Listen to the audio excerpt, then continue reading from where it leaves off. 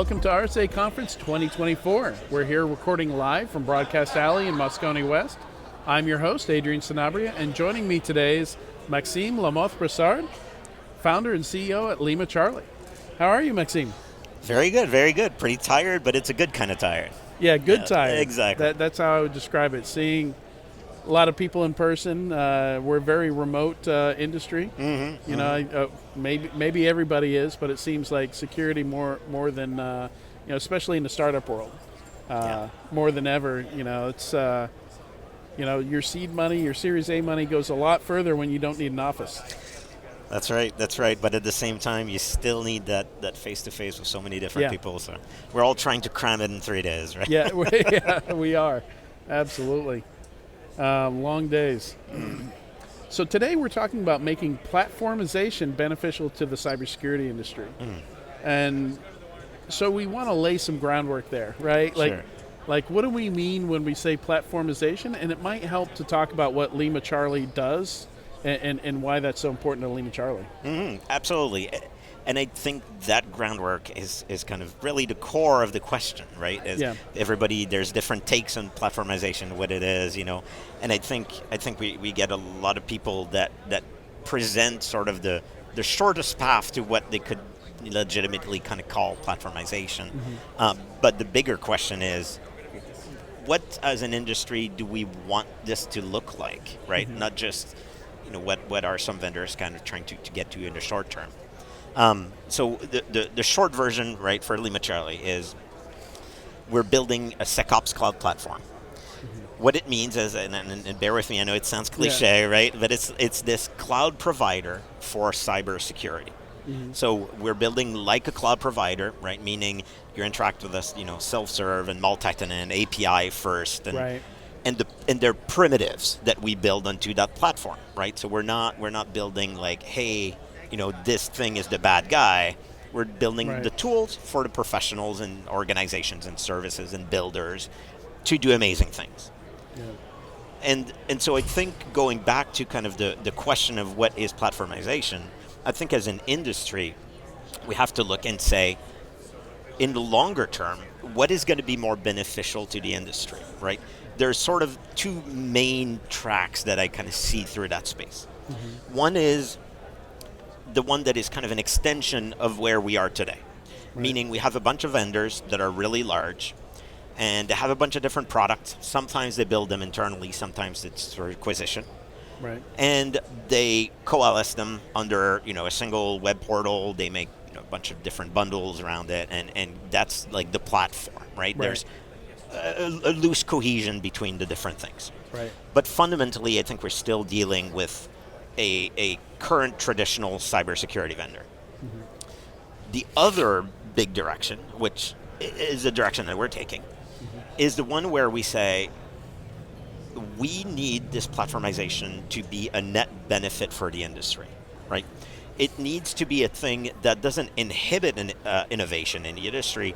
It needs to be a net accelerator of innovation. And that's why, to me, the cloud provider essence is just so important in that discussion, because if we look at IT, at like general tech, they've got it, right? They've achieved that. If you look at AWS, and I use AWS as like the archetype of cloud. So many different companies were born because they were able to use it. It's an enabler. Exactly. So I want to make sure that we don't just look at the short term when we're looking at like, hey, we need to do some reduction of vendors and kind of bringing solutions together. Yes, it's very important, but there's a subtlety as to how we do it, and that subtlety will have a huge impact into the future for the industry. And maybe some examples of some of those primitives might help understand what you've got, because I think everybody's kind of familiar with the primitives over in AWS. You have things like storage, based compute. Like you can run your own stuff, or you can go serverless. So what are some examples? Yeah. So obviously we're not competing with AWS, right? We're not making VMs. Yeah, that's just a metaphor, just an analogy. Exactly. The way we think about it, so our first primitive, right? We had to start somewhere. It's the EDR. So endpoint detection and response. And we really truly see it as our EC2, right? Yeah. So look, it's a big component, it's a big enabler. I mean, fundamentally you're talking about agent running on endpoints, right? That describes a lot of different technologies. But it's the first one. And so, to kind of add a little bit of texture around it, EDR as a primitive isn't, again, the thing you deploy and it keeps you safe. And how, don't ask, right? It's a black box, it keeps you safe. It's kind of the opposite of that, right? It's this cloud provider approach where it's transparent. You have the keys to the thing. So EDR as a primitive is this agent that has all of these capabilities. It's able to collect all this telemetry. It's able to take action in so many ways, deploy all kinds of things. And all of it is open to you as a practitioner, right? You get the keys. So if you want to use it in a very bare metal way, you can go and name your type of product that needs access to something on the endpoint. If you're building services, then if you think in terms of AWS, right, you might have an AMI on top of an EC2 instance. Right. So we use the same kind of metaphors, right? So we have extensions that allow you to apply things in a more easy way over it. But so EDR was sort of like the core first one, and then since then we've been adding things like automation engine, retention, data routing and optimization, and all kinds of integrations around that. But at every step, the core part of it is it's Lego blocks, right? Yeah. We don't build the UI with the two ways that you can do this. We build a tool for professionals that are trying to do things at scale. Yeah. That's how we think of it. Yeah, and it makes a lot of sense starting with EDR because that's going to require you, it's a very event-driven technology, so that's going to require you to build all the mechanisms you need for that, which once you've built that, once you can handle ingest events, route events, and things like that, I imagine it would be much easier to add on something that's network-based or cloud-based that produce events and consume those and route them around as you need. That's absolutely true. Event-driven kind of describes a big part of the industry. Right. The other part of it as well. And SecOps as a whole, right? Exactly. And the other part of it is, it's sort of one of the easiest examples of reducing the number of solutions, right, is around the endpoint, right? Yeah. Who likes to have more and more agents? Like nobody, right? So it's a very convenient vessel to start and do EDR things, to do log things, to do prevention, to take action, to do all kinds of things. So maybe let's talk about some examples of how people have used Lima Charlie's. You call it the SecOps Cloud Platform. Is that the product name? Yeah. So we've been looking for a long time for what's the word that describes what we're doing. Right. It's hard. Branding, it's hard. Yeah. It's shockingly Naming things hard. and branding is hard. Exactly. We settled on the SecOps Cloud Platform. I think it describes that it's SecOps, right? It's not AppSec. It's really the operation. And Cloud Platform, we're not building VMs, but it's in the cloud, right? The kind of the mapping to AWS or to Lego blocks works surprisingly well, meaning we get all kinds of people building all kinds of things on Lima Charlie or assembling them for their use. Right. The common thread is we're for cybersecurity professionals, right? In the same way as AWS is for IT professionals and not for mom and pop, same thing for us. We have people that build services, so they want to build an MDR or IR, and so they need access to the core technologies.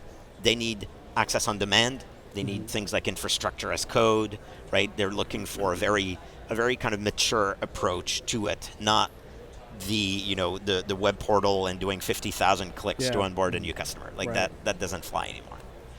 But we also get people building products, which I think is, as a product builder, it's kind of the thing that gets to me the most, right? We get people that look at those primitives and say, hey, I have this idea of how I can, detect this type of activity and I want to go and build a company around it or this new type of product. and they use us in exactly the same way as they would use an AWS. Right. Which is super different in security. I don't think anybody else really is doing that. So there's a little bit of a mind shift, I haven't right? seen anyone. Yeah. Mm-hmm. Right. It's really interesting. But once you make that realization, I think to me it's one of those things. Once you realize the value of it, so one of our customers was Blue Mira. Mm-hmm. They were a cloud SIM product, right. and they wanted to become an XDR. And they came to us. They started using our EDR product, and they went 0 to generally available GA in 4 to 5 months. Yeah, that's incredible. It changes. Because they didn't have to build an agent. Exactly. And when you're thinking in terms of a company, it means they didn't have to raise millions to spend a year building a team, to spend another year building a product, that at the end of the day, so much of it doesn't differentiate them from anybody else. What differentiates them is what you do with the tool, right? So it's... And it occurs to me, not only vendors and service providers could build stuff on your platform, but enterprises could as well, right? Absolutely. Look, again, like the analogy to like AWS, right? It's not for the small businesses usually, right? Unless they're a cybersecurity. You would need a dev team, yeah. Exactly. You need, I wouldn't say a dev team. I think more about it in terms of a security team, right? So it's not code, but it's, you need to have a security analyst or a security architect or a detection engineer, somebody like that.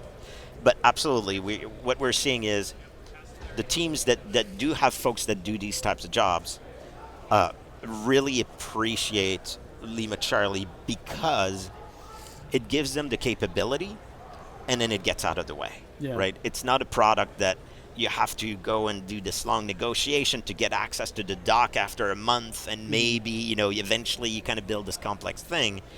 It's just capability that is just fundamentally there, fundamentally available, and however you want to integrate it, it's designed to just be integrated with everything else. And we're never in the middle saying, no, you can't do this. It's if it's there, you use it, and everybody's happy. Yeah, imagine. Most companies are, roadmaps are driven by customers and things like that. But I would imagine even more in this case, like again, making the comparison to AWS. Most of the early AWS primitives came from their internal needs for their own products.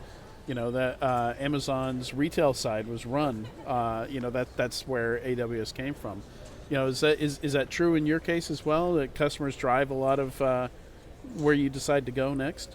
A lot, and I would kind of say they do. And I think in the same way, as one of the great things I think AWS did was, and most cloud providers, is that they did not build the I don't think it's quite as strong in their industry, but like the acronym, right? Mm-hmm. They built the capability, and so we really try to do the same thing with our users, which is classic case for us as user comes in and says, hey, we're trying to do these things, plug these things together.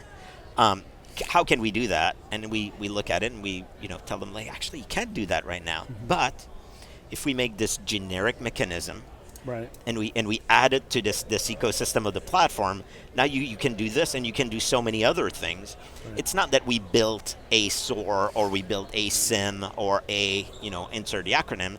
It's a feature, it's a capability, and that's the focus. That's very cool. Thank you, Maxime, so much for joining me on Security Weekly today. My pleasure. Thanks for having me. And thank you for. Thanks everybody for listening today. If you want to learn more about Lima Charlie, you can visit securityweekly.com/Lima Charlie RSAC to find out more. And again, our coverage is at securityweekly.com/RSAC. This is the last interview for today, so we're going to wrap up here. Thanks to anybody watching or listening today. And we'll be back with you 8:30 a.m. Pacific tomorrow.